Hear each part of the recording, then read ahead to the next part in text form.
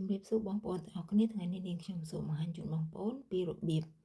ធ្វើឆ្អឹងជំនីគោចៀនចាគ្រឿងផ្សំនេះដូចខាងលើចាអញ្ចឹងជាដំបូងហ្នឹងគឺយើងយកត្រាំទឹកទុករយៈពេល2ម៉ោងចារួចនាងខ្ញុំចាប់ផ្ដើមហាន់ផ្លែឈើយើងហាន់វាជាដុំតូចៗយកវាទៅត្រឡុកចាកិនផ្លែសេរីមួយជ្រុងផ្លែប៉ោមមួយជ្រុង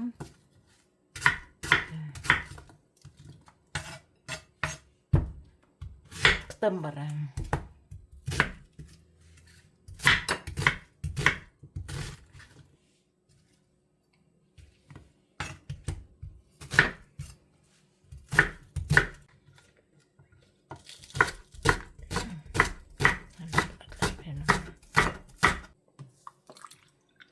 ចាប់ពេលដែលកិនវាហ្នឹងគឺប្រើទឹកមួយខប់សម្រាប់កិនផ្លែឈើហ្នឹងណា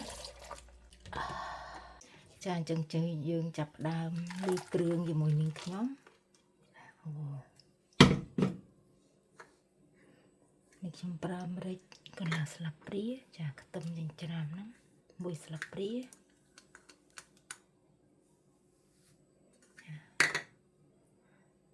ទឹកស៊ីអ៊ីវចា1ខប់ហ្នឹងគឺ100មីលីលីត្រចារួចហើយគឺដើមខ្ទឹមធំដែលហាន់រួចហ្នឹងទុកចោលរយៈពេល2ម៉ោងយើងស្រង់វារួចហើយយើងយកវាមកត្រាំ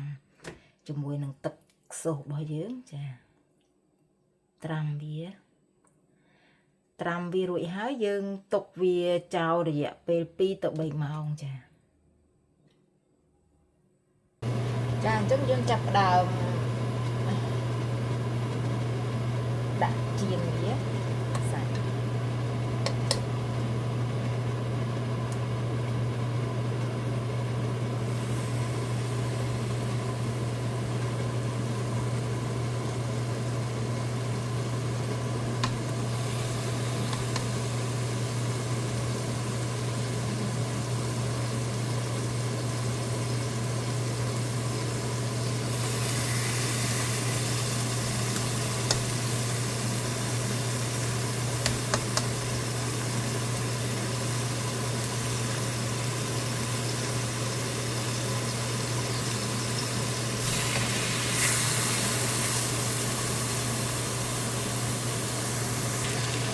ចាអញ្ចឹងពេលដែលវាឡើងបែបហ្នឹងគឺបានន័យថាឆ្អិនហើយយើងអាចបិទវា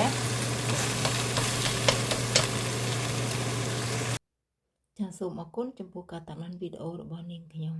សូមអរគុណ